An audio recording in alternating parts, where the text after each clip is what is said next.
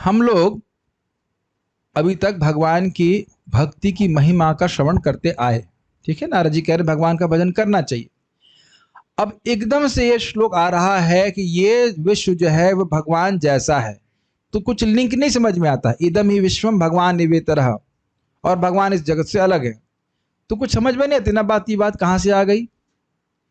तो बात ये है, लिंक ये है कि जिन भगवान का भजन किया जा रहा है या करने के लिए कहा जा रहा है नारद जी के द्वारा, वो भगवान के गुण कैसे हैं? कुछ लिंक समझ में आया? पिछले श्लोक तो ये बोल रहे थे ना कि भक्त का पतन नहीं होता है, भगवान बड़े कृपा करते इत्यादि इत्यादि। तो कह रहे हैं कि वह जो भजनीय भगवान है, जिनका वर्णन कर रहे हो, जिनकी भक्ति का वर्णन कर रहे हो, उनका वर्णन कैसा है, इसलिए ये श्लोक बोल रहे हैं। देखिए, अगर श्लोक के लिंक नहीं समझ में आएगा तो आप श्लोक से संबंध नहीं स्थापित कर पाएंगे।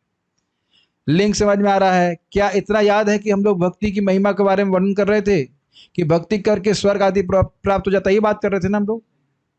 नहीं, भगवान का भक्त अगर भक्ति करता है और कदाचित उसका पतन भी हो जाता तब भी कोई नुकसान नहीं। सब बातें खूब चर्चा करके की गई हैं, उसको मैं नहीं चर्चा कर रहा हूं। तो अब ये एकदम से बात यहाँ पे क्यों आ रही है, श्लोक क्यों आ रहा है, ये समझाने के लिए कि यह भगवान क्या है, क्या इनके विशेष गुण क्या है। समझ रहे हैं? जिन भजनीय भगवान के बारे में बोल रहे हैं उनका गुण विशेष क्या है, यह इस श्लोक में बता रहे हैं। ठीक है, तो और एक बात ये भी यहाँ पे जो सार थीम है वह ये है कि यह जगत भगवान जैसा है, क्योंकि यह भगवान से आया है, लेकिन भगवान इससे अलग है। ये आज श्लोक की थीम रहेगी।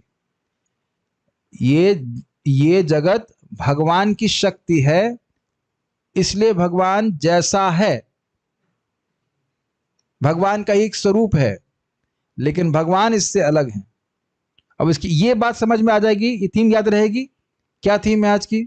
शिवम प्रभु बताएंगे, माइक पे बताइए। लास्ट श्लोक में भगवान बताया गया था कि केवल इस आज श्लोक का विषय क्या है ये बता बताइए, अभी जो बनने बताया कि भगवान क्या है, मतलब भगवान क्या है ये तो बताया गया था। और क्या? और फिर जाके जो लास्ट श्लोक प्रभु जी में फिर से रिपीट कर रहा हूं, ये जगत भगवान जैसा है, लेकिन भगवान इस जगत से भिन्न है। बोलिए। ये जगत भगवान जैसा है और भगवान इससे भिन्न है।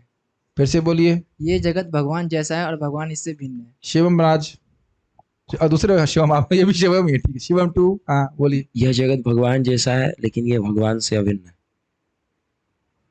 अब देखिए चेंज हो गया ना। ये जगत भगवान जैसा है, लेकिन भगवान इससे भिन्न है। चाइनीज विस्पर, रुद्र प्रभु जी, कम से कम जो सामने वाले उनको तो पकड़े। यह जगत भगवान जैसा है, लेकिन यह भगवान से भिन्न है। भगवान इससे भिन्न है। अब देख रहे हैं, एक भी व्यक्ति ठीक से नहीं बोल पा रहा है। अब अगले व्यक्ति को पूछूंगा, अगर नहीं बताए तीनों को आज प्रसाद नहीं मिलेगा, फिर घबराओ। इतने दयालु नहीं, इतने कृपालु हम हैं कि प्रसाद मिलेगा चाहे गलत उत्तर मिले। ये जगत भगवान जैसा है, बोलो जरा,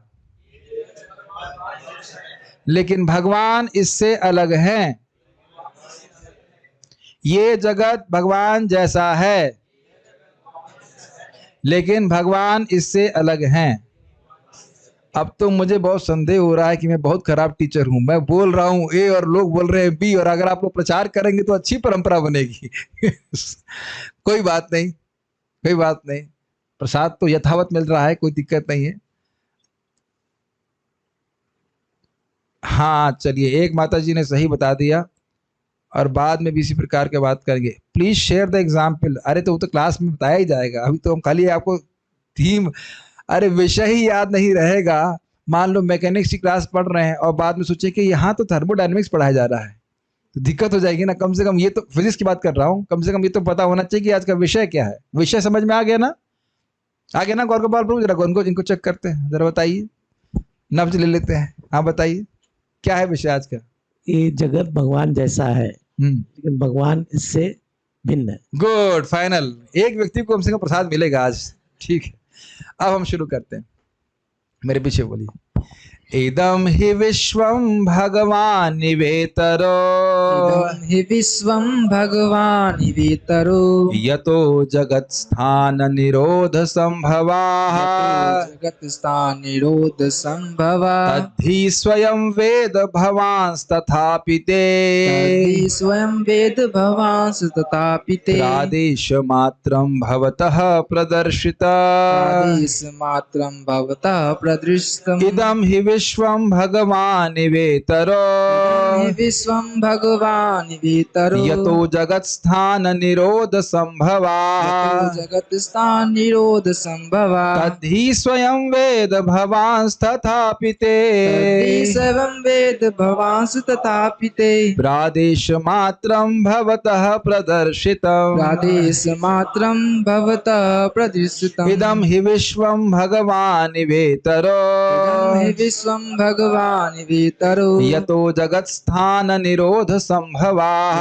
जगत्स्थान निरोध संभवः तद्धि स्वयं वेद भवांस्तथापि ते तद्धि सर्वं वेद भवांस तथापि ते प्रादेश मात्रं भवतः प्रदर्शितम् प्रदेश मात्रं भवतः प्रदर्शितम् इदं हि विश्वं भगवान् निवेतरो हि विश्वं भगवान् निवेतरो यतो जगत्स्थान निरोध संभवाः जगत्स्थान निरोध संभवः तद्धि स्वयं वेद भवांस्तथापि ते तद्धि स्वयं वेद भवांस तथापि ते प्रादेश मात्रं भवतः प्रदर्शितम् प्रादेश मात्रं भवतः प्रदर्शितम् वो सेकंड वेल टूंगे इदम ही विश्व वो बार इदम हि विश्वं भगवान् निवेतरो हि विश्वं भगवान् निवेतरो यतो जगत्स्थान निरोध संभवाः जगत्स्थान निरोध संभवः तद्धि स्वयं वेद भवांस्तथापि ते तद्धि स्वयं वेद भवांस तथापि ते प्रादेश मात्रं भवतः प्रदर्शित प्रादेश मात्रं भवतः प्रदर्शितम् इदं हि विश्वं भगवान् निवेतरो इदं हि विश्वं भगवान् निवेतरो यतो जगत्स्थान निरोध संभवा जगत्स्थान निरोध संभवः तद्धि स्वयं वेद भवांस्तथापि ते तद्धि स्वयं वेद भवांस तथापि ते प्रादेश मात्रं भवतः प्रदर्शितम् प्रादेश मात्रं भवतः प्रदर्शितम् पहले शब्द संस्कृति देख लीजिए, बहुत आसान है। इदम ही विश्वम भगवान इव, इवा शब्द है कि एवा शब्द है यहाँ पे, ई या ए, इवा, इवा मतलब क्या होता है? सदृश, जैसा। इदम ही, इदम मतलब ये, और ही मतलब निश्चित ही, और विश्व मतलब विश्व, निश्चित ही ये विश्व भगवान जैसा है। तीन था ना, क्लियर? इतर, इतर मतलब अलग, लेकिन ये भगवान इससे अलग हैं। भगवान ही जगत के रूप में है, लेकिन जगत भगवान नहीं है। गाय ही गोबर के रूप में है, गोबर गाय की शक्ति है, गोबर गाय से ही आता है, लेकिन गोबर गाय नहीं है। अगर नहीं समझ में आया तो मैं कुछ नहीं फिर कह सकता, और डांटना भी नहीं चाहता हूं। अगर गाय का वजन होता है 300 किलो और आपके घर में 300 किलो गोबर इकट्ठा हो गया, वाह कितनी सुंदर गाय है, लेकिन क्या गोबर कहीं और से आ सकता है? गोबर गाय से ही आता है, इसलिए गाय से वो अभिन्न है। इस सिद्धांत बार बार सीखिए, कार्य अपने कारण से अभिन्न माना जाता है। कोई इफेक्ट है वो अपने कॉज से अभिन्न माना जाता है, लेकिन फिर भी कार्य और कारण में अंतर होता है। आप पहले क्यों नहीं बता देता कि आज फिलोसफिकल क्लास होगी? हम पहले नहीं आते, पहले कुछ पेट का दर्द का बहाना बना लेते, लेकिन आज की कथा थोड़ी सी फिलोसफिकल है। पहली लाइन समझ में आ रही है? हाँ, एक वक्त बोल रहे हैं कि गोबर की कोई स्वतंत्र अस्तित्व नहीं है। ये समझ में, अब तो समझ में आ गया, गुड। तो इदम ही विश्वम भगवान इव इतर, इतर समझ में आ रहा है? अलग। इदम ही विश्वम भगवान इव का अर्थ क्या हुआ? ये विश्व भगवान जैसा है। भगवान सच्चिदानंद, तो यह भी शाश्वत लगता है, यह भी आनंद में लगता है कि नहीं, तभी तो व्यक्ति यहाँ रहना चाहता है, और यह भी ज्ञान में लगता है। और क्या लेकिन भगवान का स्वरूप इस प्रकार का है? नहीं, भगवान तो पूर्ण रूप से सच्चिदानंद है, इसलिए कह रहे हैं भगवान इससे इतर हैं, इस जगत से अलग हैं। पहली लाइन क्लियर समझ में आ रही है? उन भगवान से होता क्या है? तो कह रहे हैं यतो जगत स्थान निरोध संभवा, इन भगवान से इस जगत का स्थान मतलब प्रकटीकरण अर्थात सृष्टि होती है। और पालन को रखे नहीं। निरोध से समझ, निरोध का मतलब होता है विड्रॉल, यानी कि प्रलय होता है। तद ही, उन्हीं भगवान के बारे में आप वर्णन कीजिए। क्यों, कैसे आप कह सकते हो कि मैं वर्णन करूं? कहते स्वयं वेदा, आप जानते हो इस बात को, और आप 1.1.1 देख ही चुके हैं कि वो खुद ही बोल रहे हैं जन्मादस्य तोन्वयाद इतरतश्च, उन भगवान का मैं ध्यान करता हूं जिससे इस जगत का सृष्टि स्थिति पालन इत्यादि होता है। तो जब मैं जान रहा हूं तो आप क्यों बोल रहे हैं? मान लो ये प्रश्न हो जाए कि मुझे आप जान रहे हो नारद जी कि मैं जान रहा हूं, तो आप क्यों बता रहे हैं? तो कह रहे हैं भवांस तथापि ते प्रादेश मात्र, मैं आपको कह रहा हूं केवल एक सार रूप में। आप इस बात को जानते हो, खाली आपको याद दिला रहा हूं कि ये इन भगवान के बारे में आप जानते हैं, इनका विस्तार से आप वर्णन कीजिए। क्यों? क्योंकि मैं गुरु हूं और गुरु के कर्तव्य है कि शिष्य को ज्ञान देना चाहिए। भवतः प्रदर्शितम, आपके द्वारा ये इन भगवान की ही लीला को प्रदर्शित किया जाना चाहिए। किन भगवान की? जिनसे इस जगत का सृष्टि प्रलय था और सृष्टि स्थिति और पालन, सृष्टि स्थिति और संहार हो रहा है। श्लोक समझ में आ रहा है? ओके।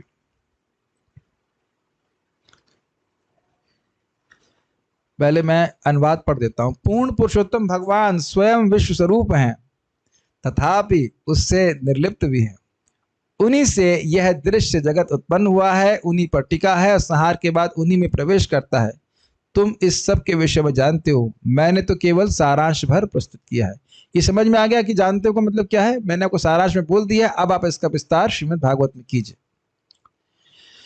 अन्वय देखिए, इदम ही विश्वम भगवानेव, यह विश्व प्रपंच, प्रपंच मतलब झमेला अगर ऐसा कहा जाए तो, यह विश्व प्रपंच भगवान का अंश स्वरूप ही है, उनसे भिन्न नहीं है। मतलब भगवान का जो सच्चिदानंद स्वरूप है उसका कुछ अंश, कुछ झलक इस जगत में दिखाई पड़ता है। जो स्वर्ग का सुख भी है वह भी भगवान के सुख का एक बहुत फ्रैक्शन, बहुत छोटा सा अंश है। भगवान ने गीता में बोला नहीं कि इस जगत में जो भी विभूति देखती है वो मेरा अंश है?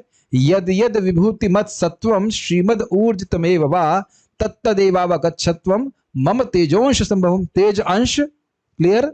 इस जगत में कहीं भी कोई विभूति दिखती है, सूर्य दिख रहा है, चंद्रमा दिख रहा है, और कोई महान शक्ति से कोई व्यक्ति युक्त दिखता है, तो वह भगवान के तेज का अंश है। क्लियर, समझ में आ गया? यस। परंतु वह भगवान, मतलब ये अन्वय में रखा गया है, परंतु वह भगवान इससे मतलब इस जगत से, इतरह, इस जगत से पृथक है। उनका स्वरूप पूरी तरह से अलग है, सच्चिदानंद है उनका स्वरूप।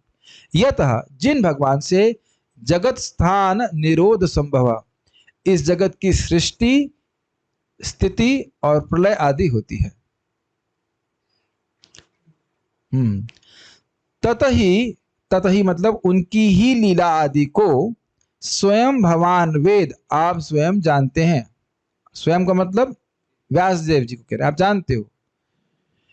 तथापि भवतः प्रादेश मात्रम, फिर भी मैं एक देश मात्र मतलब सारांश में, एक भाग में थोड़ा सा उनकी महिमा का वर्णन ते प्रदर्शितम, आपके समक्ष प्रकट कर रहा हूं।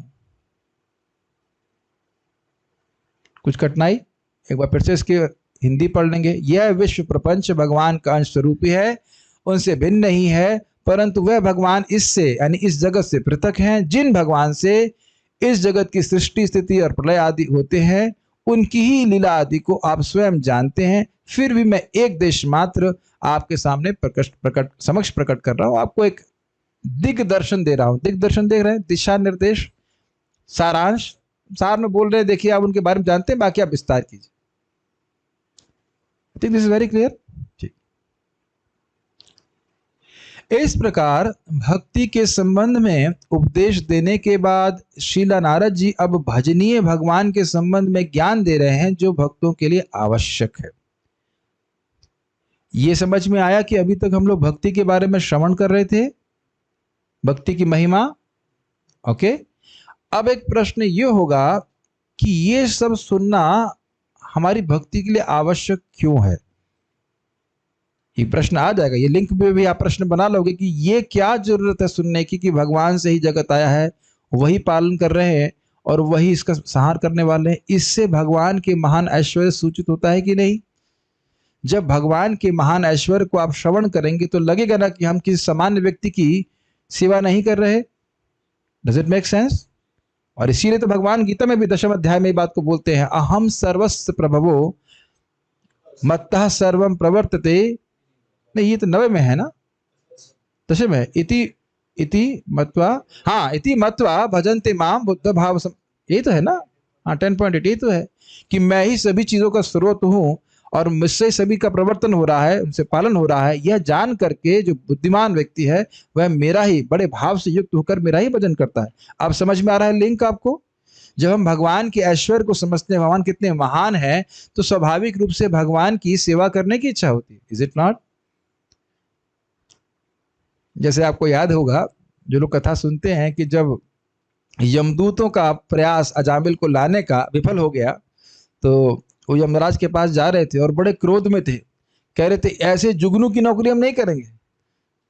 जिसका आज्ञा कोई भी विफल कर देता, आकर ऐसे व्यक्ति का अथॉरिटी बनाने का क्या फायदा होगा?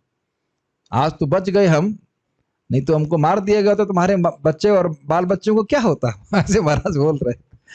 तो ऐसे कमजोर व्यक्ति की हम सेवा नहीं करेंगे, जबकि यमराज जी कमजोर नहीं, लेकिन विष्णुदूतों के आगे तो कुछ भी नहीं है ना। ये बात ये समझ रहे हैं, जानना जरूरी क्यों है? नहीं तो लोग हम भगवान कृष्ण को एक क्षत्रिय मानते हैं, समान व्यक्ति मानते हैं, हिस्टोरिकल पर्सनालिटी मानते हैं, इत्यादि इत्यादि। ठीक है, अब आगे पढ़ते हैं। यह दृश्यमान विश्व, दृश्यमान विश्व का अर्थ होता है जो आपको दिख रहा है। भगवान जैसा अर्थात सत जैसा, चेतना जैसा और आनंद रूप जैसा है। इवा शब्द हर जगह लग जाएगा, परंतु साक्षात सच्चिदानंद रूप भगवान ही यह नहीं है। अब मैं इसको एक्सप्लेन तो नहीं कर सकता। कल सुबह, सॉरी क्षमा कीजिए, कल शाम की क्लास के बाद मैं इसे जप करने के लिए गौशाला में घूम रहा था, एंड वाज अमेजिंग थिंग। कैसे हम समझा सकते हैं आपको? ऐसा लग रहा था कि मैं स्टेज पे हूं वहीं, और ये सारी चीज मेरे इर्द गिर्द सेटअप की गई है। बोल के भी उसको, उस अनुभूति को हम एक्सप्लेन नहीं कर सकते। हम ऐसे स्थान में हैं, वैसे तो हम भगवान के धाम में हैं, वृंदावन में, लेकिन प्राय हम लोग इस अपने आप को उस जगत का भाग मानते हैं ना, तो कभी कभी भगवान बड़ी अच्छी अनुभूति देते हैं।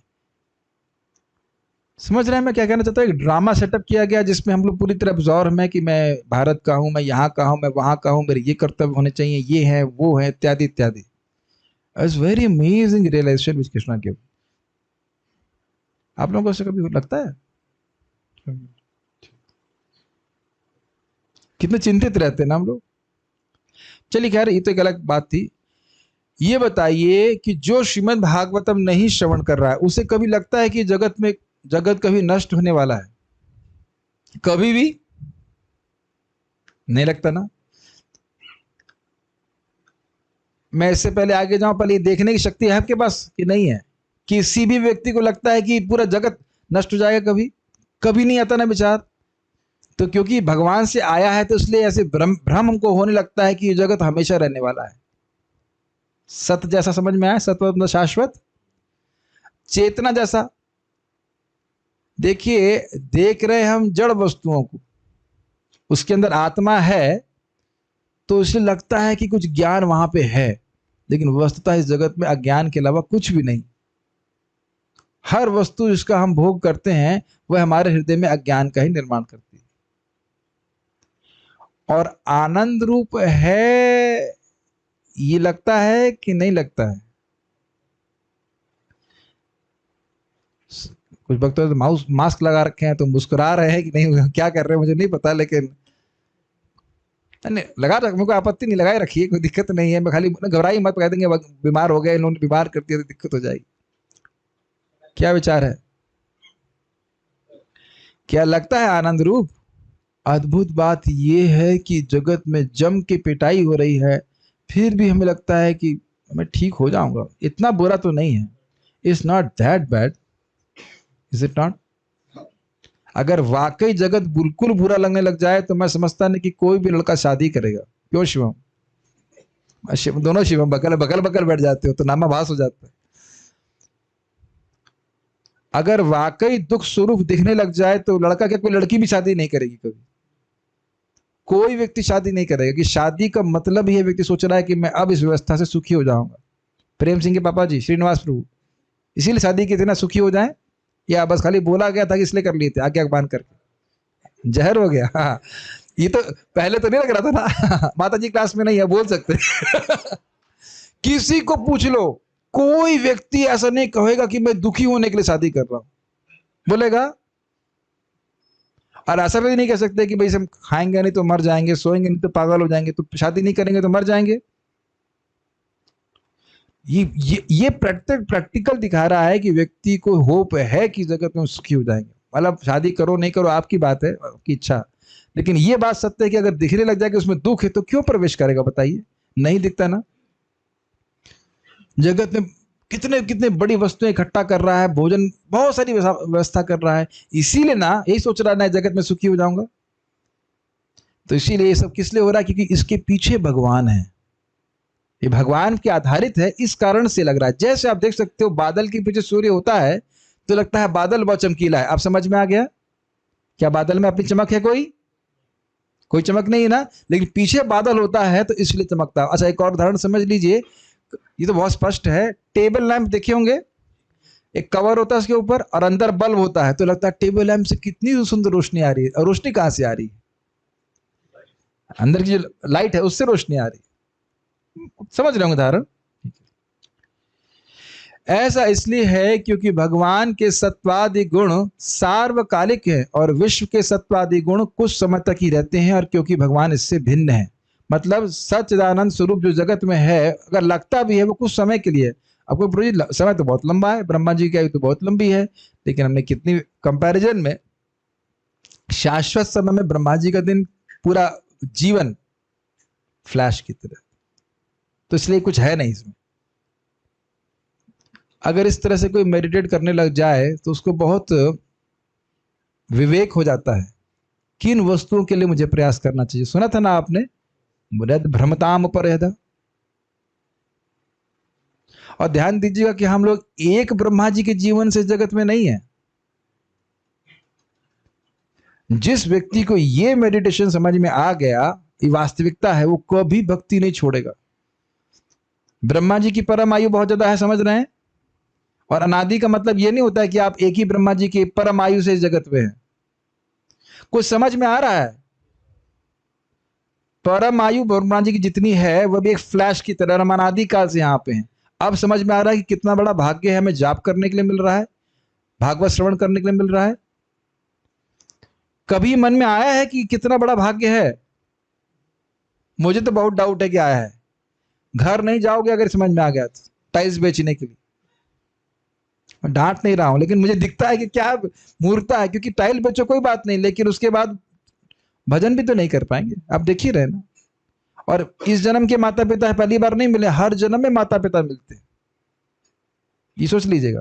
और हर जन्म में प्रैक्टिकली गलत उपदेश भी देते हैं, तभी तो फिर हम लोग फेल होकर के यहाँ पे आ गए। बहुत सुंदर श्लोक है ये, बहुत सुंदर श्लोक। क्यों? क्योंकि लग रहा है जगत शाश्वत है, आनंदमय है। किस प्रकार यह विश्व भगवान जैसा है और किस प्रकार भगवान इससे अलग है? मान लो कोई ये प्रश्न करे तो कह रहे हैं, उन भगवान से जो माया शक्ति के स्वामी हैं, उनसे इस जगत की उत्पत्ति, पालन और प्रलय होता है। और क्योंकि विश्व भगवान का कार्य रूप है, इसलिए कुछ अंश में इस जगत को भगवान जैसा कहा जाता है। कुछ समझ में आ रहा है? क्योंकि ये भगवान की शक्ति है, इसलिए कहा जाता है कि भगवान जैसा है। अब इसकी व्याख्या करेंगे। क्योंकि भगवान इस जगत के कारण हैं, इसलिए वे इस जगत से अलग हैं। क्योंकि ब्रह्म इस जगत का कारण है, इसलिए जगत को भी श्रुति में ब्रह्म कहा गया है। सर्व खलु इदम ब्रह्म, यह जगत ब्रह्म है। लेकिन इसको गोविंद क्या नाम है, गीता भूषण में माया ब्रह्म कहा जा रहा है। माया ब्रह्म अर्थात जड़ ब्रह्म, जिसमें चेतना नहीं है। लेकिन है वो भगवान की शक्ति। अब एक सिद्धांत हम सीख लें, जो कार्य है, जो इफेक्ट है, वह अपने कारण से अभिन्न माना जाता है। मैं थोड़ी देर पहले बोल रहा था, तो क्योंकि जगत भगवान से आया है इसलिए भगवान से अलग नहीं माना जाता है।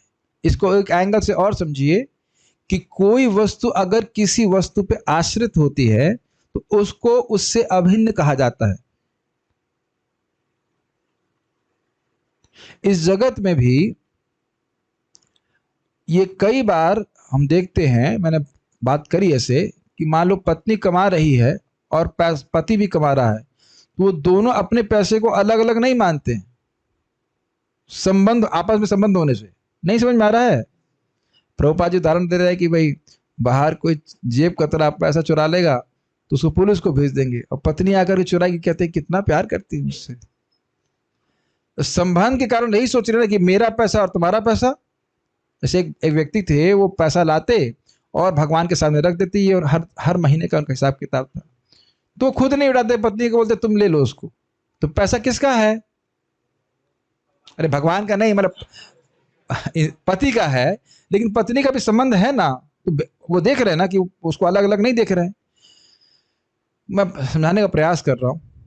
तो मेन क्या सिद्धांत ये है कि जो वस्तु किसी वस्तु पे आश्रित रहती है, मेन बात ये है, उसको उस आश्रय से अलग नहीं माना जाता है। ये बात हम कहना चाहते हैं।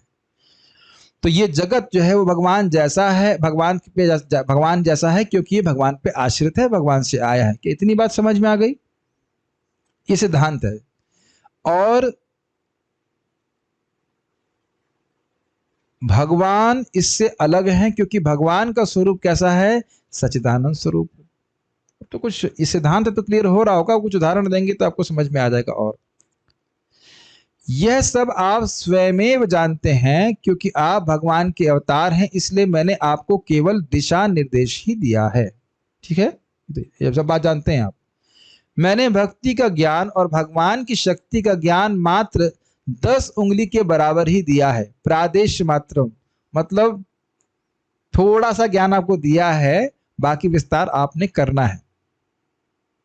प्रादेश मात्र का समझ रहे हैं? प्रादेश का मतलब बता रहे हैं 10 उंगली का मतलब 4 उंगली और 5 अंगूठा, 5वां अंगूठा, 4 उंगली 5 अंगूठा, मतलब इतना दिखा रहा हूं, इतना बहुत थोड़ा बहुत दिखा रहा हूं, ये समझ लीजिए। बाकी तो आप समझदार को इशारा ही काफी है।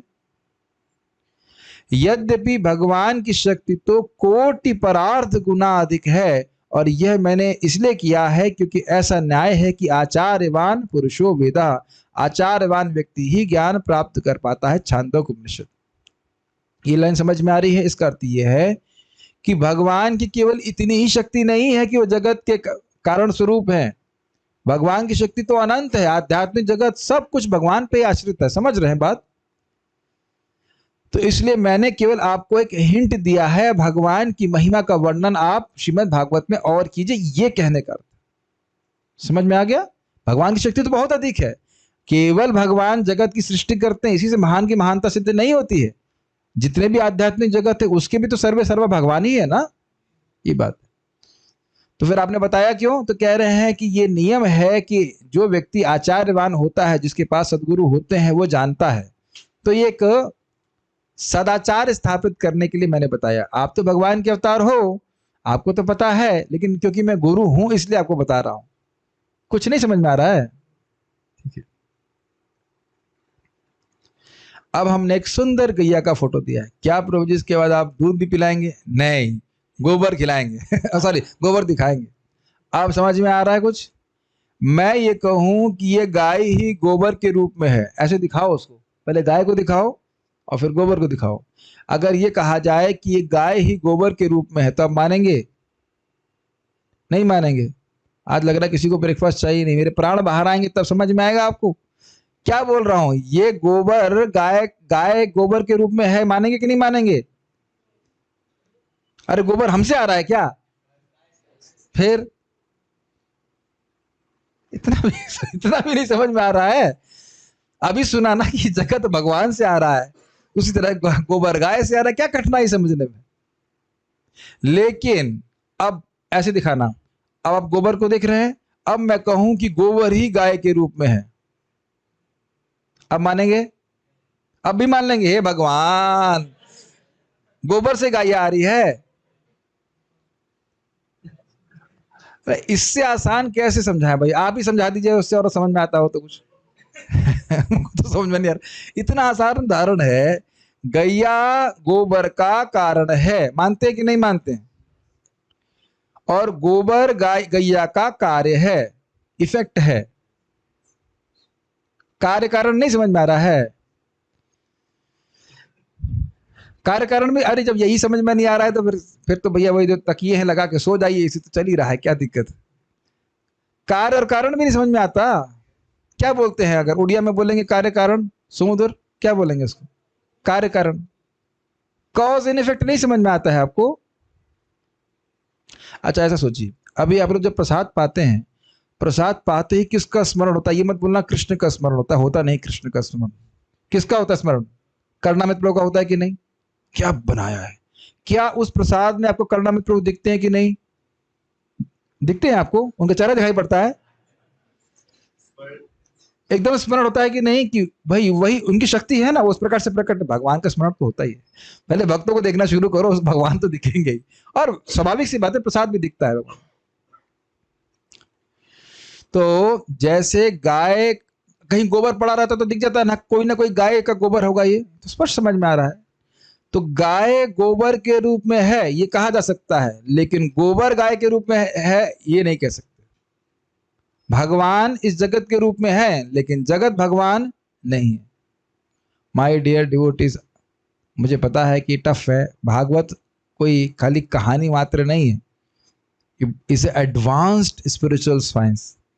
तो दिमाग लगा के समझना होगा, इसके बहुत बड़े एप्लीकेशन भी हैं, क्योंकि जगत भगवान से भिन्न है। ध्यान से सुनिए, इस कारण से जब हम वस्तुओं को भगवान की सेवा में उपयोग करते हैं तो भगवान की अचिंत शक्ति से वह अपना आध्यात्मिक गुण ग्रहण कर लेती हैं। Matter engage in Krishna service revives it's spiritual nature. जैसे मैं ये माइक यूज कर रहा हूं, तो ये माइक व्यक्ति नहीं हो गया है, लेकिन उस माइक का उपयोग मुझे बांध नहीं रहा है जगत में। Does it make sense? इन्हीं आंखों से मैं जब भगवान को देखता हूं तो मैं प्रगति कर रहा हूं आध्यात्मिक जीवन में। ऐसी वाणी से मैं भगवान के बारे में बोल रहा हूं तो मैं प्रगति कर रहा हूं, क्योंकि जगत में हर वस्तु भगवान के संबंध में है, उन्हीं से आई है, तो उसका उपयोग भगवान की सेवा में होना चाहिए। Does it make sense? अच्छा एक उदाहरण और समझना आप, बहुत अच्छा उदाहरण है। सूर्य दिख रहा है आपको? सूर्य देखे हैं आप लोग कहीं बाहर जिंदगी में देखे हैं सूर्य? ठीक। बादल देखे हैं कभी? अब आप ये बताइए कि बादल और सूर्य अलग अलग दिख रहे हैं कि नहीं? थोड़ा दिखाइए, आगे पीछे ऐसे करके दिखाइए।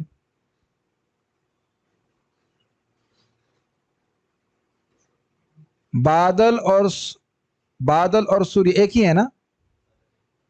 पहले भिन्नता देख लो आप, अलग अलग दिख रहा है कि नहीं? बादल कैसा है? पानी से भरा हुआ, ठंडा और प्रकाश रहित। क्लियर? और सूर्य कैसा है? सूर्य, एक मिनट, हरि गोपाल प्रभु, आपसे बहुत इजी प्रश्न करता हूं, ये बताइए कि सूर्य में कितने ग्राम पानी है? 1% नहीं, 0.1 तो हो सकता है? बिल्कुल भी नहीं। अच्छा, और इस बादल में कितनी हीट है? 1% भी नहीं। अब समझ में आ रहा है? बहुत अच्छा उदाहरण है। सूर्य में 1% भी जल नहीं है और बादल में 1% भी हीट नहीं है। ये मैं पानी वाले बादल की बात कर रहा हूं, काले बादल इसीलिए दिखाए गए।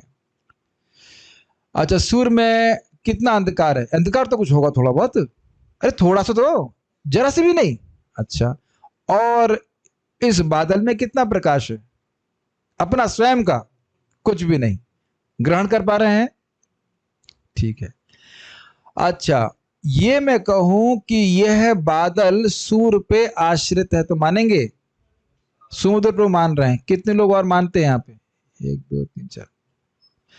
अब बाकी लोग लग रहा है ज्योग्राफी नहीं पढ़े, ज्योग्राफी में फेल होके आए सब। वाटर साइकिल आप जानते हैं कि नहीं? कल ही पढ़ा आपने? कल किस लिए पढ़ा? अच्छा, भक्ति लिए पढ़ा, ठीक है। मैंने कहा पढ़ा दिया। तो ये समझ में आ रहा है कि अगर मैं ये कहूं कि बादल की सत्ता सूर्य पे आश्रित है तो मानते हैं आप? अब समझ में आता है? बादल पानी, सॉरी, सूर्य पानी सोखता है, उससे बादलों का निर्माण होता है। क्लियर? लेकिन अगर ये कहा जाए कि बादल और सूर्य अलग है तो कोई दिक्कत है? या ये कहें कि सूर्य पूरी तरह इतर है, अलग है बादल से, और अगर मैं ये कहूं कि सूर्य बादल के रूप में है तो मानेंगे? क्यों नहीं मानोगे? बादल सूर्य का कार्य है कि नहीं? अब मैं ही सो जाता हूं क्लास। बादल सूर्य का कार्य है कि नहीं बेटा, बताओ? गोबर सूर्य का, सॉरी, गोबर गाय का कार्य है कि नहीं? यही तो समझा रहे हैं कि जो कार्य है वो अपने कारण से अभिन्न माना जाता है, सिद्धांत है। मैं डांट नहीं रहा हूं, थोड़ा फ्रस्ट्रेट हो रहा हूं। इतनी सी बात समझ में नहीं आती है। ये मुझको 2007 में समझ में आ गई थी। खाना बनाते हुए महाराज जी का प्रवचन सुन रहा था, कपिल देवाहुति संवाद। मैं तो सब उस वक्त भी भोगों में पड़ा हुआ था, जब भी नहीं करता था। आप लोग क्यों नहीं समझ रहे हो? इसलिए ये प्रदर्शित करता है कि मैं बिल्कुल मूर्ख हूं, समझा ही नहीं पा रहा हूं। बोल नहीं रहे, आपके सामने बोले कैसे? एक वक्त को मैंने बोला, प्रभु जी कीर्तन लीड कीजिए। प्रभु जी आपके सामने हम गा नहीं सकते। हमने कहा मेरे सामने खा सकते हो? खाने में कोई दिक्कत नहीं, गाने में बहुत दिक्कत। तो गाए तो मजाक कर रहे। जूम वालों को पूछ लेते हैं, भाई जूम वाले, हमारे डियर डिवोटीज, कुछ समझ में आ रहा है? बादल गोबर कुछ समझ में आ रहा है? ठीक है। अब देख रहे हैं एक श्लोक समझने में कितनी मेहनत लगती है, लेकिन एक बार समझ में आ जाएगा तो फिर अच्छे से, क्योंकि ये बात बार बार बार बार बार बार बार बार आएगी। ये बात हम पहले भी पहले श्लोक में समझा चुके हैं। मैं इसीलिए प्रथम स्कंद को बहुत स्लोली जा रहा हूं। ये एक बार फिलॉसफी इधर पक्की हो गई आपकी, तो श्रीमद् भागवत में बार बार आपको फिर कठिनाई नहीं होगी। भगवान अपरिछिन्न है, ये है वो, आपको छठे स्कंद में, आठवें स्कंद में, तीसरे स्कंद में, चौथे स्कंद में, हर जगह दिखाई पड़ेगा। ठीक है, ओके, चलो यस यस बोल रहे हैं। अब आपसे फीडबैक तो नहीं ले सकता कि क्या समझ में आ रहा है, लेकिन मुझे लगता है कि समझ में आ रहा कुछ कुछ। ठीक है। बाल प्रबोधिनी, भगवान की लीला प्रधान वर्णन ही युक्त हैं, ये बात अब तक कही गई थी। तो वे भगवान कैसे हैं और उनकी लीला क्या है? यदि यह प्रश्न हो तो इस पर यह श्लोक कह रहे हैं। ये दिख रहा है कि भगवान कैसे हैं, इसका वर्णन हो रहा है, और क्या लीला कर रहे हैं? सृष्टि आदि लीला कर रहे हैं। उत्तम अधिकारी के लिए यह दृश्यमान जगत भगवद उपादानकत्वता के कारण भगवान ही है। इसका मतलब क्या है समझिए। उपादान का पर ऐसे समझ में नहीं आ रहा था, इतनी कठिन हिंदी। उपादान का मतलब होता है कि किस वस्तु से वो व्यक्ति वो वस्तु बनी है। जैसे मैं कहूं कि इस माउस का उपादान कारण क्या है, तो आप कहेंगे प्लास्टिक। ठीक। तो जो उत्तम अधिकारी है वो क्या देखता है कि इस जगत के उपादान कारण भगवान ही है, क्योंकि भगवान की शक्ति माया है, उससे जगत आया है, और भगवान इसमें परमात्मा के रूप में प्रवेश किए हुए हैं। स्थावर जंगम देखे ना देखे तार मूर्ति, सर्वत्र होए तार इष्ट देव स्फूर्ति। स्थावर यानी कि जो नहीं चलने वाली वस्तुओं को देखता है, जंगम वस्तुओं को देखता है जो चल रही हैं, लेकिन उन वस्तुओं को नहीं देखता है, उसमें अपने इष्ट देव, अपने भगवान की स्फूर्ति होती है। ठीक। मध्यम अधिकारी के लिए यह विश्व भगवान जैसा, अर्थात भगवान का रूप होने से उपास्य है और उनसे पृथक नहीं है। मतलब मध्यम अधिकारी व्यक्ति, आप जानते हो, भगवान से प्रेम करता है, अपने भक्तों से मैत्री करता है, जो द्वेषी नहीं है, या कह सकते हैं जो बालिश है, जो मासूम है, भक्ति स्वीकार करना चाहते हैं उन पर कृपा करता है, और जो द्वेषी हैं उनसे उनको ध्यान नहीं देता, उनकी उपेक्षा करता है। तो वह इस जगत में विविधताएं देखता है, लेकिन उसे भगवान की शक्ति के रूप में समझता है और उसे भगवान की सेवा में नियोजित करता है। ये अलग अलग अधिकार है लोगों का। हीन अधिकारी के लिए तो यह दृश्यमान जगत भगवान से अलग है, इसलिए भिन्न है। मतलब वो सोचता है कि जगत में किसी वस्तु का संबंध भगवान से नहीं है। ये स्थिति है, और इसकी भगवान थोड़ा डांट भी लगाते हैं। जैसे मान लो यश प्रभु, आपके पिताजी यहां पे हों, तो क्या मैं आपको डांटूंगा? आपको लग रहा है? अगर वो मुझे टीचर नहीं मानेंगे और मैं आपको कस के डांटूं या आपका अहित करना चाहूं, तो एकदम से आपके प्रोटेक्शन में आएंगे कि नहीं आएंगे? मैं एग्जाम्पल दे रहा हूं, मैं करने वाला ऐसा कुछ भी नहीं, मैं खाली बोल रहा हूं। होता है क्या नहीं होता है? कोई छोटा बच्चा है, आप उसका अहित करना चाहें और उसके पिताजी बगल में हो, बहुत शक्तिशाली हो, तो आप डरेंगे कि नहीं?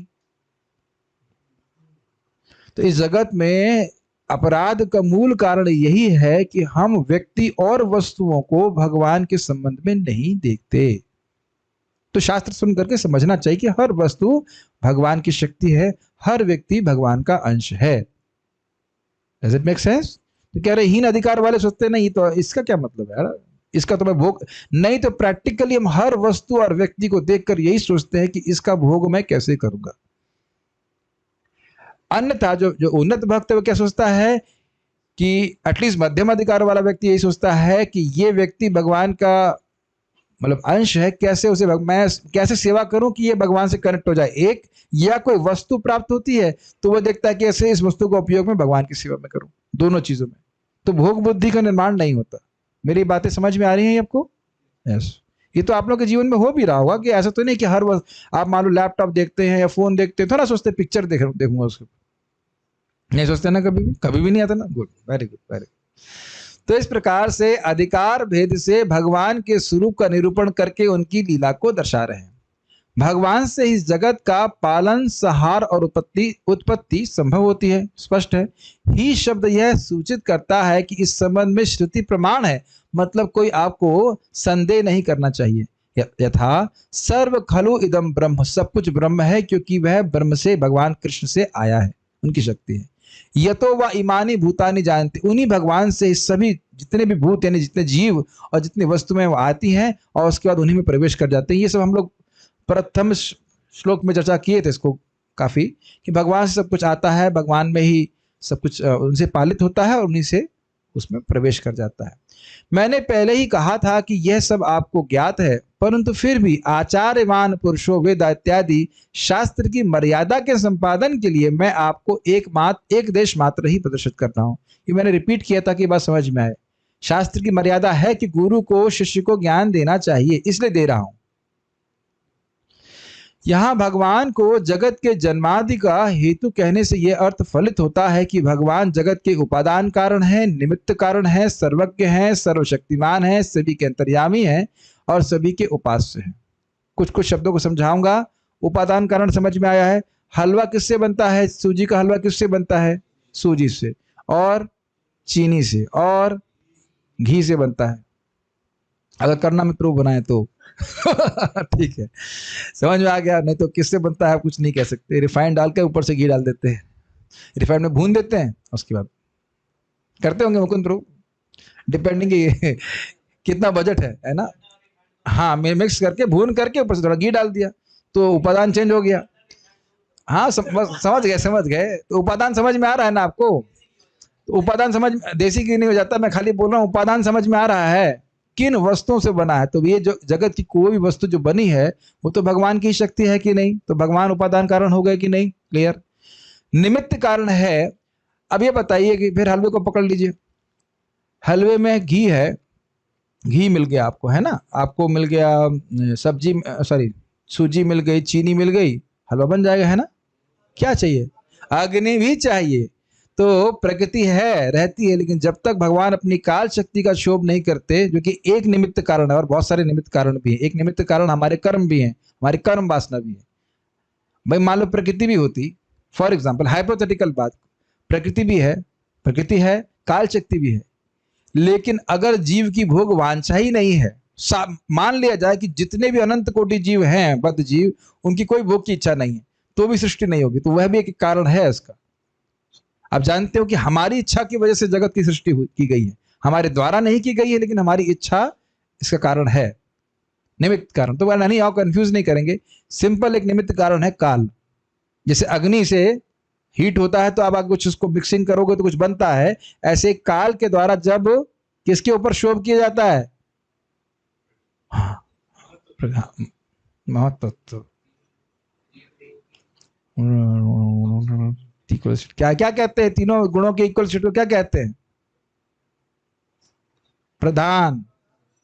सब भूल गए। अब देख रहे हैं कि मैं कम से कम मिनिमम गिना तो नहीं, 100 बार बता चुका होगा, मिनिमम 100 बार, ज्यादा ही बताया गया होगा, फिर भी भूल जाते हैं। प्रधान प्रधान प्रधान। तो प्रधान पे भगवान शोभ करते हैं अपने काल शक्ति का, और उसके बाद महतत्व इत्यादि का निर्माण होता है। तो वो निमित्त कारण काल, वह भी भगवान की शक्ति है। सर्वज्ञ तो भगवान है ही, उसमें तो कोई कठिनाई नहीं है। सर्वशक्तिमान भी हैं और अंतर्यामी भी, इसीलिए भगवान की ही उपासना करनी चाहिए। ये गुण किसी अन्य देवता में नहीं है। ठीक। तात्पर्य, शुद्ध भक्त के लिए मुकुंद भगवान श्री कृष्ण संबंधी धारणा सगुण तथा निर्गुण दोनों ही होती है। व्यक्तित्व विहीन विश्व स्थिति भी मुकुंद है। मतलब इस जगत में देख करके यह नहीं समझ में आता है कि इसके पीछे कोई व्यक्ति होगा। एक ही व्यक्ति से पूरा जगत आ जाएगा, यह कोई व्यक्ति अपनी कल्पना से धारण नहीं कर सकता।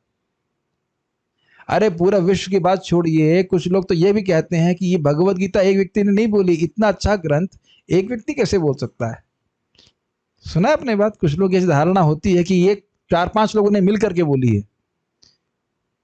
लेकिन वो समझ नहीं रहे कि जिसने बोली वो है कौन? भगवान है। तो उनके लिए कोई कठिनाई नहीं है, क्योंकि यह मुकुंद की शक्ति का ही प्राकट्य है। अब प्रभुपाद जी भी बड़े स्पेशल उदाहरण दे रहे हैं, देखिएगा। उदाहरणार्थ, वृक्ष अपने में पूर्ण इकाई है, कंप्लीट यूनिट है, लेकिन पत्तियां तथा शाखाएं वृक्ष से प्रकट हुए अंश या अंग स्वरूप हैं। वृक्ष की पत्तियां तथा शाखाएं भी वृक्ष हैं, लेकिन वृक्ष स्वयं न तो पत्तियां है न शाखाएं। कैसा लग रहा है पेड़ आपको? कहाँ नजर जा रही है आपकी पेड़ की पे? मैं आपका आम ही दिखाई पड़ता है आपको। लेकिन ये बताइए कि यदि आप, अगर ये कहा जाए कि, या आप समझ ही रहे हैं कि क्या आम का जो फल है उसका अस्तित्व पेड़ से अलग है? पत्तियों का, डालियों का? तो स्पष्ट, बड़ा सूक्ष्म उदाहरण प्रभुपाद जी दे रहे हैं। तो आप ये नहीं कह सकते कि आपके पास एक पत्ती आ गई तो पूरा पेड़ ही आ गया, लेकिन पत्ती पेड़ से अलग भी नहीं है। कुछ ग्रहण कर पा रहे हैं?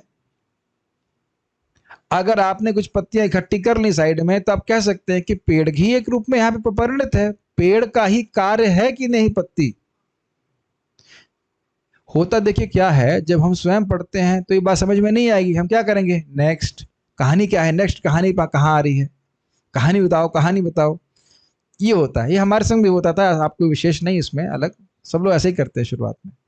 जब फिलॉसफी आएगी तो उसको हम आगे छोड़ देते हैं, आगे कहानी के लिए ऊपर पकड़ लेते हैं, लेकिन हाँ धीरे धीरे समझ में आती है। ये बात समझ में आ रहा है कि पत्ते और फल और डालियां ये पेड़ से अलग नहीं है। ठीक है ना? यही बात भगवान के संबंध में बोली जा रही कि भगवान का एक पत्ती है, मान के चलिए छोटी सी पत्ती है ये जगत, और ये जगत भगवान से अलग नहीं है। अगर कोई ये सोचे कि मैंगो पेड़ से नहीं आया तो मूर्खता है कि नहीं? बस आप समझ लीजिए। तो यानी कोई व्यक्ति सोचे कि ये जगत या कि कोई भी वस्तु का संबंध भगवान से नहीं है, यही मूर्खता है। या मैं कहूं कि मेरा संबंध भगवान से नहीं, ये भी बहुत बड़ी मूर्खता है।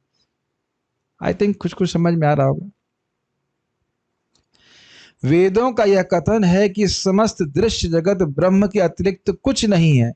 यह बताता है कि चूंकि प्रत्येक वस्तु परब्रह्म से उद्भूत है, उद्भूत है मतलब उससे प्रकट हुई है, अतः उनसे भिन्न कुछ भी नहीं है। क्या आप लोगों को लग रहा था कि मैं यही सिद्धांत सिखा रहा था, मैं कुछ और बता रहा था? ऐसे श्योर यही बता रहा था ना, पक्का? कि कोई वस्तु अगर किसी से आती है तो उससे उसको भिन्न नहीं माना जाता है। अगर मान लीजिए किसी बच्चे को आप आहत करते हैं तो उसके पिता का गुस्सा नहीं आएगा, तो कहेगा अरे आपको तो ना मार रहा हूं। तो आप क्या बोलेंगे? मतलब आपका हमारे जिनके बच्चे हैं क्या बोलेंगे? अरे भाई उसमें हमें कोई अंतर नहीं है। अंतर नहीं है? अंतर है और फिर भी नहीं है। अब तो समझ में आ गया होगा। देखो नहीं समझ में आएगा तो 9:30 तक क्लास चलेगी, चल जल्दी समझ लो। ठीक है। इसी प्रकार अंग के रूप में हाथ तथा पांव शरीर कहलाते हैं, लेकिन पूर्ण इकाई के रूप में शरीर ना तो हाथ है न पांव। प्रभुपाद जी छोड़ नहीं रहे। एक के बाद उदाहरण देख लीजिए। लड़के के फोटो में लगा दी यहाँ पे, तो आप कहते हो ना मेरे शरीर में कष्ट है, क्या मतलब है शरीर? पूरे शरीर में कष्ट है, पूरा शरीर दुख रहा है आपका। हाथ में दर्द होगा या कहीं पांव में दर्द होगा तो कहेंगे हम शरीर में कष्ट है। वो अंग आपका पूरा शरीर है। खुद ही बोलते हैं कि नहीं? आप सभी लोग बोलते हैं कि कितना सुंदर उदाहरण प्रभुपाद जी दे रहे हैं। इससे पहले मैं आगे जाए, कुछ समझ में आ रही बात? लेकिन अगर मान लीजिए किसी की उंगली कट जाए अलग, तो उसको नहीं कहेंगे ये भी इसका शरीर है, ये शरीर है, ये नहीं कहेंगे। उंगली is a part and parcel, उसका अंग है। और हम शरीर को पूरी इकाई के रूप में देखें तो सारे अंग उसमें हैं, लेकिन शरीर अंगों से अलग है। आप एक अंग को पूरा शरीर नहीं कह सकते। नहीं समझ में आता तो कोई बात नहीं, महाप्रसाद याद है सबको। भगवान तो शास्त्र, वैसे अब मुझे लगता नहीं कि आप लोग इतने बुद्धू हैं, खाली बस आप लोग नम्रता वजह से बोल रहे हैं नहीं समझ में आया, नहीं समझ में आया। इतने बुद्ध तो ना है आप। बीटेक कैसे किया फिर, नकल करके? हाँ हाँ फिरोज, एक दिन पहले पढ़ते थे। हाँ ये दिक्कत है, बीटेक में एक ही दिन एग्जाम के पहले पढ़ना पड़ता है, लेकिन भागवत में तो रोज ही पढ़ना पड़ता है, ये दिक्कत है। और ध्यान दीजिएगा, वैदिक्स में इस तरह के एग्जाम नहीं लिए जाते हैं, खुद व्यक्ति का आग्रह होता है तो वो समझ पाता है। ये बहुत अंतर है वैदिक शिक्षा में। ऐसे ये नंबरों के लिए एग्जाम नहीं लिए जाते, यही दिक्कत है। आज तक हम लोग रटते हुए आए और सब उगल दिए, तो इसलिए मनन करने की शक्ति नहीं है कि नहीं? ईमानदारी की बात बोलिएगा, हम लोगों के अंदर मनन करने की शक्ति को खत्म कर रही है हमारी एजुकेशन। मानते हैं कि नहीं? पढ़ा कर दिया। हाँ कुछ फिजिक्स पढ़ते थे, थोड़ा मनन करते थे, थोड़ा बहुत फिजिक्स में रहता है मनन, बाकी कहीं मनन नहीं होता ना? गलत तो नहीं बोल रहा? करते हैं मनन, सीए में करते होंगे आप लोग, करते हो मनन? अरे भागवत तक मैं आपके उसमें बोल रहा हूँ, अकाउंट्स में चिंतन करते हैं आप? और वो चिंतन भी किसका? पैसे का। तो उससे और भागवत का चिंतन और समाप्त हो जाता है। लेकिन ये बहुत बड़ी प्रॉब्लम, इसीलिए लोगों को कठिनाई लगती है, क्योंकि इसमें आपको मनन करना पड़ेगा। क्या बोल रहे हैं? शरीर, अंग, आम क्या क्या मनन जाएगा नहीं? कौन सा आम? अल्फांसो आम, दशरथी आम, कौन सा अच्छा लगा तो बस उधर ही मती चली जाएगी। लेकिन अपने चित्त में देखिएगा, अगर आप रोज सुबह इसी प्रकार से आप जप कर रहे हैं, करते रहिए, तो सत्वगुण की वृद्धि होगी, तो फिर मननशीलता बढ़ जाएगी। इस श्लोक में क्या इसका मतलब है? यहाँ ऐसे क्यों कहा गया है? इसका क्या मतलब है? और हम लोग का एक परम सौभाग्य ये है कि अद्भुत मननशील भक्तों के हम अनुगत्य में हैं। चक्रवर्ती पाद, श्रीधर स्वामी पाद, श्रील प्रभुपाद जी, कितना थॉटफुल उदाहरण प्रभुपाद जी दे रहे हैं। थॉटफुलनेस समझ रहे हैं? मननशीलता। भगवान तो शाश्वतता, ज्ञान तथा सौंदर्य के दिव्य रूप हैं, अतएव भगवान की शक्ति की सृष्टि भी अंशतः सच्चिदानंद स्वरूप प्रतीत होती है। याद आ रहा है? सत जैसी, शाश्वत, सत जैसी, चिद जैसी और आनंद जैसी। इसीलिए तो हम लोग भ्रमित हो रहे हैं। इसलिए बहिरंगा शक्ति माया के प्रभाव से सारे बद्ध जीव भौतिक प्रकृति के बंधन में बंधे हुए हैं। एक आप लोग एक्सपेरिमेंट करना, आप इंटरनेट सब चलाना जानते ही होंगे, एक सर्च कीजिएगा कि ब्यूटीफुल सीनरीज, लैंडस्केप्स, और आप देखेंगे तो लगेगा ये जगत कितना सुंदर है। क्या इसी वजह से लोग ट्रैवलिंग करने जाते हैं कि नहीं? लेकिन प्रभुपाद जी बहुत सुंदर बात कहते हैं, इस जगत की सारी सुंदरता भगवान श्री कृष्ण की जो मुस्कान है, उसके सौंदर्य का केवल एक अंश मात्र है, और उससे हम सब लोग आकर्षित हो रहे हैं। समझ रहे हैं मैं क्या कह रहा हूं? बड़ा अच्छा उदाहरण है। लेकिन जो भक्त है वो देखेगा कितना भी सुंदर वस्तु है, मतलब दृश्य हो रहा है, लेकिन वो जड़ है। जो भक्त है वो समझ जाएगा कि वो जड़ है, इससे हम सुखी नहीं हो सकते। वे इसे ही सब कुछ मान लेते हैं, क्योंकि उन्हें आदि कारण भगवान का कोई ज्ञान नहीं होता। एक भक्त के भाई, माता जी के भाई से बात हो रही थी, तो मैंने कहा हो सकता है कि आप अपनी बहन को पागल मानते हो, लेकिन वो बोलते भी अपनी, उनकी बड़ी बहन है, लेकिन उन्होंने कहा पागल नहीं है वो। उन्होंने कहा आप उन्हें क्यों पागल मानते हैं? उन्होंने कहा वो बाहर के लोगों से कनेक्ट नहीं कर रही हैं। हमने कहा आप कैसे जानते हो कि बाहर के लोगों से कनेक्ट नहीं कर रही हैं? हम जूम पे आती हैं तो हम बाहर के ही हो गए ना। हाँ, वह बाहर के उन लोगों से कनेक्ट नहीं कर रहे हैं जिनसे आप कनेक्ट कर रहे हो। Does it make sense? हर व्यक्ति का समाज होता है, अगर आप कोई परमहंस मतलब भजनानंदी ना हो तो, and he also connects with Krishna, you must remember that. कोई व्यक्ति बिना कनेक्शन के नहीं रह सकता। हाँ, वो अलग बात है कि आपको ये कनेक्शन समझ में नहीं आता, इसलिए आप पागल कहते हैं। पागल कोई नहीं है, कोई भी डिवोटी पागल नहीं है। Does it make sense? क्यों? मैं इसलिए क्यों बोल रहा हूं, उनको, उनके भाई को कुछ पता ही नहीं कि भगवान कौन है, भगवान का मेरा क्या संबंध है, मुझे क्या करना चाहिए, इत्यादि इत्यादि इत्यादि। Nothing against him, is completely oblivious, कुछ पता ही नहीं कि ऐसा कुछ होता भी है कि नहीं? मुझे पता नहीं, आयुष है नहीं ना, आयुष पहले भक्ति में आया था ना, आपका क्या रिएक्शन था उसके प्रति? अच्छा कर रहा है? हाँ तब तो ठीक है, नहीं तो प्राय बड़े लोग क्या पागल हो गया है हरे कृष्ण कर रहा है। समझ में आ रहा है? उन्हें भगवान का कोई ज्ञान नहीं है, कोई प्रश्न नहीं करता है कि ये जगत की वस्तुएं कहां से आई, है कि नहीं? न ही उन्हें उसका पता रहता है कि शरीर के अंगों को यदि संपूर्ण शरीर से विलग कर दिया जाए तो हाथ या पांव वही हाथ पांव नहीं रह जाते जैसे कि वे शरीर से संयुक्त होने पर थे। बहुत सुंदर बात है। मैं वही रुद्र प्रभु को उस दिन पूछा ना आपको कि आपने अपने घायल अंगूठे पे कितना खर्च किया? 500 रुपए, इज इट नॉट ज्यादा? 1000 रुपए? अरे फिर तो अधिक डोनेशन लेना पड़ेगा इनसे। करते हैं कि नहीं? अभी नहीं, चलो इन्होंने तो कम खर्चा किया। प्रभु जी आप कितना बता रहे थे? माता जी के लिए आपने 500 रुपए की 2 लाख रुपए खर्च कर दी, बताइए। तो अब अगर कोई व्यक्ति मर जाए तो आप कुछ खर्च करेंगे उसको? चलो भाई जलाओ वलाओ खत्म करो। या शरीर का कोई अंग कट के चला जाए दूर तो आप खर्च करेंगे? प्रभुपाद जी बहुत सुंदर बात बोल रहे हैं, ये बात ध्यानपूर्वक सुनिए इस बात को। जो व्यक्ति भगवान की सेवा में लगा है उसकी कैसी स्थिति है? ये से उंगली मेरे हाथ में लगी तो मैं बहुत उसकी ध्यान रखूंगा कि नहीं रखूंगा? Make sense? एक और उदाहरण समझिए। कभी आप लोग ने देखा है कि आप लोग तो गाड़ी चलाते होंगे, कोई गाड़ी का बोल्ट खोल जाता है,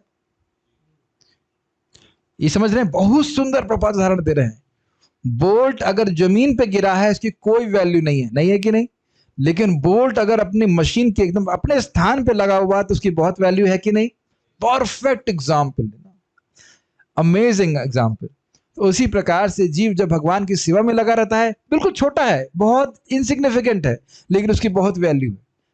भगवान बोल रहे हैं ना, इस ज्ञान को दूसरों को जो देता है वो सबसे अधिक प्रिय है। कहने का मतलब है कोई किसी भी प्रकार से कृष्ण की सेवा कर रहा है तो बहुत समीचीन है, बहुत बढ़िया है। कृष्ण की सेवा से च्युत हो गया तो भर किसी के लायक नहीं, जैसे कि एक बोल्ट जमीन पे गिरे रहते हैं, कोई व्यक्ति उसको पूछने वाला नहीं होता। Does it make sense? ये समझ लेना चाहिए अपने जीवन में।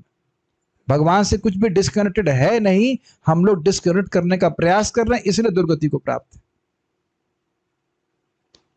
एक तीसरा एग्जाम्पल, एक कुत्ता जिसका कोई मास्टर नहीं है और एक कुत्ता जिसके गले में पट्टा पड़ा रहता है, उसको छूता नहीं है क्योंकि जानता है कि ये किसी व्यक्ति का है। समझ गए? इसी प्रकार ईश्वर विहीन सबता पूर्ण पुरुषोत्तम भगवान की दिव्य प्रेमा भक्ति से कटकर छिन्न हाथ या पांव की तरह होती है। वाह क्या एग्जाम्पल है! ऐसे अंग हाथ तथा पांव जैसे भले ही लगे लेकिन उनमें वह क्षमता नहीं रह जाती। विचार कीजिए, थोड़ा सा मनन कीजिए कि किसी का हाथ अगर कट के किनारे पड़ा है उसकी क्या वैल्यू है। अब समझ में आ रहा है कि भगवान की भक्ति करना कितना महत्वपूर्ण है। कुछ ग्रहण कर पा रहे हैं? इस जगत में हर वस्तु भगवान से कनेक्टेड है और उसको ना करके ग्रहण करना एकदम उस व्यक्ति और वस्तु को व्यर्थ बना देना है। Amazing, our life will be wasted completely if you don't serve Krishna. Krishna की सेवा नहीं कर रहे हैं तो व्यर्थ है। अब जरा सोचिए इसके ऊपर। सुदामा नाम का माली कोई बहुत बड़ी योग्यता नहीं मानी जाती इस जगत में, लेकिन जब कृष्ण बलराम जी मथुरा में आए तो सुदामा माली ने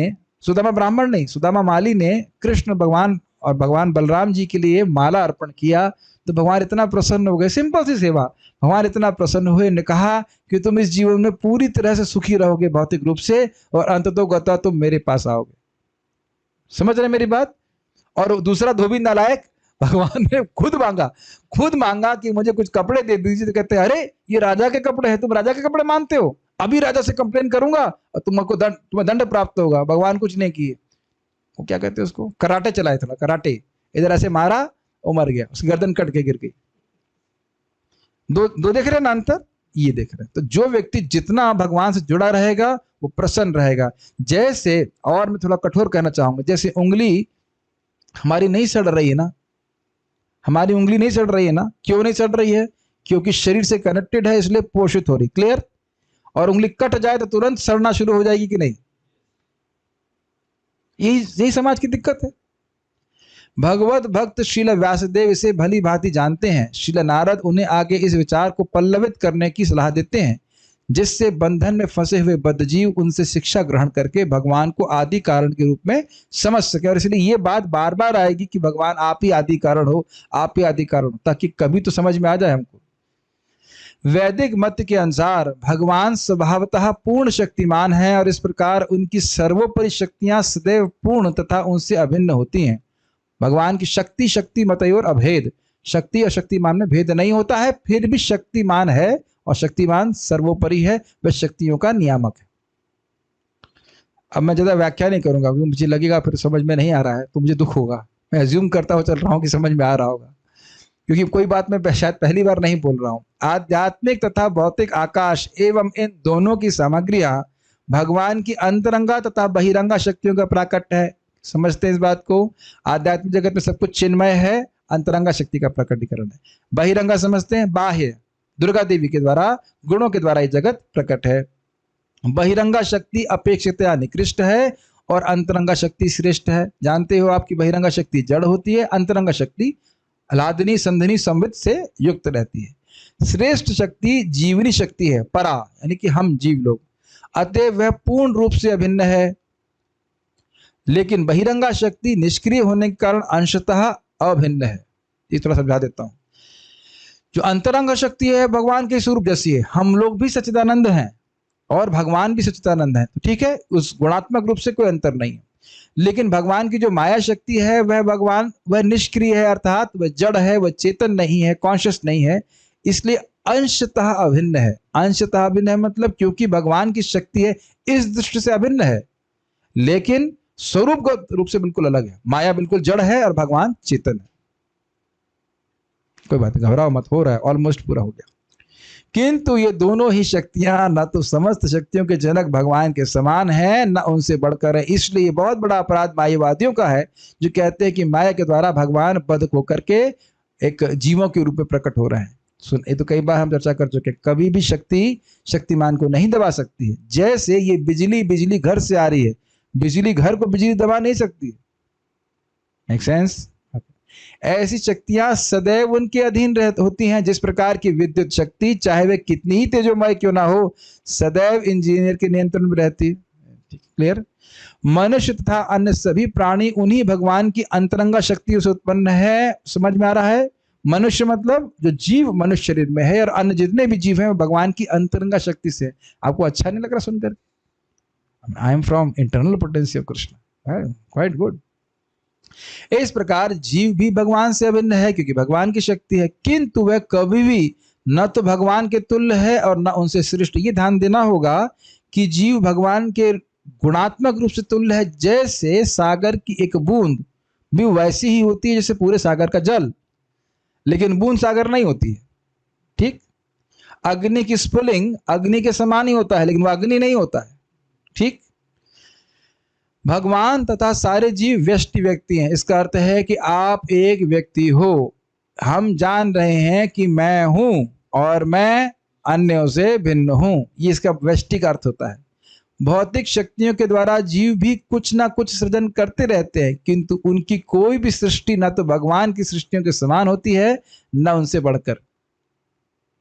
इसको बहुत आसानी से समझ पाएंगे। मनुष्य एक छोटा जैसा खिलौना स्पुतनिक बनाकर बाह्य आकाश में प्रक्षेपित कर सकता है, किंतु उसका अर्थ यह नहीं होता कि वह पृथ्वी या चंद्रमा जैसा ग्रह बनाकर भगवान की भांति उसे वायु में तैरा सकता है। अल्पज्ञ लोग अपने को भगवान के समान बताते हैं, लेकिन वे कभी भी भगवान के तुल्य नहीं हो सकते और ना कभी होंगे। महाराज इसको बहुत अच्छे समझाते हैं कि कोई कहे कि भगवान, ये फलाना व्यक्ति भगवान है, तो उनको बोलो, हमने सुना था निरोध, भगवान प्रलय करते हैं, पूरे जगत को अपने अंदर ले लेते हैं। ठीक? तो कहो कि ये जो भगवान घूम रहे हैं उनको बोलो भुवनेश्वर का सारा कचरा अपने अंदर ले ले तो सफाई हो जाएगी। क्या संभव है किसी के लिए? बताइए। जब भगवान प्रलय करते हैं तो जितनी गंदगी जो कुछ भी जगत में सब खा जाते हैं कि नहीं? कुछ होता है भगवान को? नहीं। जैसे मकड़ी देखते हैं ना, मकड़ी अपने से सब कुछ प्रकट करती जाला पर अपने में समेट लेती है। ये उदाहरण भागवत में आता है। तो इस जगत के भगवान जो घूम रहे हैं, भगवान घूम रहे हैं मतलब जो उनको भगवान कहा जा रहा है सो कॉल्ड, क्या वैसा करने में समर्थ है? अरे उनको कहो कि 10 किलो रसगुल्ले खा लोगे, उसी में बीमार पड़ जाएंगे, है कि नहीं? कचरा खाने की तो बात छोड़ दीजिए। तो ऐसे लिए ये ऐसा मत सोचिए, ये बहुत बड़ा ज्ञान है, इसी कारण से लोग किसी को भी भगवान कह देते हैं, गुरु को भी भगवान कह देते हैं। मनुष्य पूर्ण सिद्धि प्राप्त करने के बाद भगवान के गुणों का एक बहुत बड़ा प्रतिशत यानी 78% प्राप्त कर सकता है, तो भी भगवान से आगे बढ़ पाना या उनसे तुल्य हो पाना असंभव है। ये बहुत ध्यानपूर्वक सुनिए। अगर व्यक्ति परफेक्ट होता है तो भगवान के गुणों का 78% प्राप्त कर सकता है, लेकिन भगवान के समान नहीं। वो शक्तिशाली हो सकता है लेकिन भगवान के समान नहीं। शक्तिशाली होने का गुण आ जाएगा लेकिन भगवान के बराबर नहीं आ पाएगा। बहुत सूक्ष्म भी तो बातें हैं जो ध्यान देनी होंगी। ये मत सोचिएगा कि परफेक्ट हो गया तो भगवान के बराबर ही शक्तिशाली आ जाएगी, ऐसा नहीं होता। भगवान के बराबर और उनके सम कोई नहीं हो सकता। केवल रुग्ण दशा में ही मूर्ख व्यक्ति भगवान से एक होने का दावा करता है और इस तरह माया द्वारा भ्रमित होता रहता है। मतलब कि मैं भगवान था, फिर मुझे माया ने पकड़ लिया और अब मैं भगवान भूल गया हूं कि मैं भगवान हूं, और अब मैं जब साधना करूंगा, ज्ञान का अनुशीलन करूंगा तो मैं समझ जाऊंगा कि मैं भगवान हूं। और उनसे पूछोगे जब तुम भगवान थे, जब सर्वशक्तिमान थे, तो माया ने पकड़ लिया, अब क्यों छोड़ देगी जब तुम भगवान नहीं हो? कोई लॉजिक नहीं है ना। अतएव भ्रमित जीव को भगवान की श्रेष्ठता स्वीकार करनी चाहिए और उनकी प्रेममयी सेवा करने के लिए तैयार रहना चाहिए। इसीलिए सिद्धांत सुनना बहुत जरूरी है। जीवों की उत्पत्ति ही इसलिए हुई है। उत्पत्ति का मतलब जीवों का अस्तित्व इसी प्रकार से, अन्यथा जीवों की कभी सृष्टि नहीं होती है। इसके बिना विश्व में किसी प्रकार की शांति या सौहार्द नहीं आ सकता। वो समझ गए ना, उंगली कट गई तो अब सड़ेगी, वो कुछ प्रयोग नहीं हो सकता। श्रील नारद श्रील व्यासदेव को भागवत में इस विचार को विस्तार देने का उपदेश देते हैं। भगवत गीता में भी इसी विचार की व्याख्या की गई है कि भगवान के चरण कमलों में पूर्ण रूप से समर्पित हो जाओ। पूर्ण मानव का यही एकमात्र कार्य है। तो आज श्लोक में हमने क्या सीखा कि किन वो जो भगवान उनकी भक्ति के बारे में बताया गया, उनके स्वरूप के बारे में कुछ बता रहे हैं कि वे भगवान ही जगत के ऊपर प्रकट हुए, लेकिन वह भगवान इससे अलग हैं, सच्चिदानंद स्वरूप है। इन्हीं भगवान से जगत का सृष्टि स्थिति पालन होता है और यह सब व्यासदेव जी जानते हैं और वो चाहते हैं, और वह नारद जी इनको केवल एक सारांश प्रदर्शित कर रहे हैं ताकि वह इस बात को आगे विस्तार करें, लोग इस बात को समझें और भगवान की भक्ति में नियोजित हों। कोई प्रश्न है किसी वक्त का तो मैं देख लेता हूँ। हरे कृष्ण प्रभु जी। हाँ, और आप क्या इतना धीरे क्यों बोलने लगे प्रभु जी, ये जो हाँ। पहला सेंटेंस है प्रपात के परपट का, हाँ। शुद्ध भक्त के लिए मुकुंद भगवान श्री कृष्ण संबंधित धारणा सगुण तथा निर्गुण दोनों ही हाँ, होती है। इसका मतलब देखिए, ये जगत जो है ये है भगवान की एक प्रकार से निर्विशेष अभिव्यक्ति है, जहां भगवान प्रकट नहीं दिख रहे हैं तो लेकिन उसका संबंध वो भगवान से देख पाता है। यही धारणा में, यही अंडरस्टैंडिंग में समझ पा रहा हूँ। ठीक है, ये बात। और दूसरा प्रश्न था हाँ, जैसे हम लोग बोलते हैं कि पूरा विश्व भगवान का एक शरीर मात्र है, जैसे बोलते हैं, तो ब्रह्मांड समझ, हाँ, तो उस बारे में क्या बोला गया था? आपको याद है कि हम लोग बोले थे ना कि कल्पना मात्र है। तीसरा अध्याय में ये चर्चा कर रहे थे ना कि लोग सोचते हैं कि जो ब्रह्मलोक है वो उनका शरीर है, इत्यादि इत्यादि। भगवान ऐसे नहीं है। याद नहीं आ रहा? बादल और रेणुर्वा श्लोक था, अच्छे से समझाया गया था। जैसे मैं ये मान रहा हूं कि जो मुझे दिख रहा है व्यक्ति, ये प्रेम कृष्णदास है। आप ये जो दिख रहा है ये प्रेम कृष्णदास है। मैं आरोपण कर रहा हूं कि ये प्रेम कृष्णदास है। आप सोच रहे हैं कि ये जो दिख रहा है ये शुभ कृष्णदास है। एक प्रकार का आरोपण है। तो इसी प्रकार से इस ब्रह्मांड को भगवान पे आरोपित कर लिया था कि ब्रह्मांड ही भगवान है, लेकिन ब्रह्मांड भगवान नहीं है। यहां बोला गया है भगवान ब्रह्मांड के रूप में है, ब्रह्मांड भगवान जैसा है। थोड़ा सा अंतर पड़ जा रहा है ना ये बात। भगवान ही है नहीं कहा जा रहा है, भगवान जैसा। अगर ही है बोलते तो एवा आता, लेकिन यहाँ इवा आता है। जैसे ये माउस चूहे जैसा है, मानेंगे आप? ये अच्छा उदाहरण है। ये माउस को माउस कहते हैं, ये चूहे जैसा लगता है ना। इसकी पूंछ कहाँ है, इसका मुंह कहाँ है? अब मैं पूछने लग जाऊं तो ईवा बोलेंगे कि एवा बोलेंगे? ईवा बोलेंगे ना। कुछ ग्रहण कर रहे हैं, कुछ सिमिलरिटी लग रही है ना आपको। बड़ा अच्छा उदाहरण समझ में आ रहा है। ये माउस सबको मैं देख रहा हूँ जूम पे दिख रहा है कि नहीं, मैं माउस दिखा देता हूँ, रुक जाओ भाई। ये माउस दिख रहा है आप लोगों को? तो ये माउस जो है ये चूहे जैसा है ना, चूहे जैसा बोल सकते हैं, लेकिन ये चूहे से बिल्कुल अलग है। ठीक है, कुछ प्रश्न है तो हम देख लेते हैं।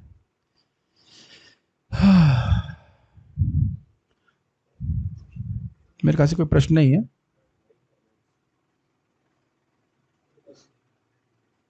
आज कोई प्रश्न नहीं है? ओके, ठीक है।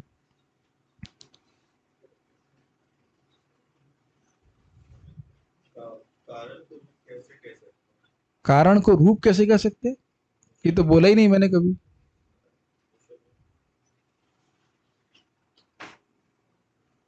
हाँ, लोग बाग समझ रहे हैं, अच्छा लग रहा है। इसका मतलब प्रकृति और भगवान को हम लोग अचिंत भेदाभेद की सिद्धांत पे समझेंगे। हाँ, यही अर्थ है। ये अचिंत भेदाभेद सिद्धांत ही समझाने का प्रयास किया जा रहा था यहाँ पे।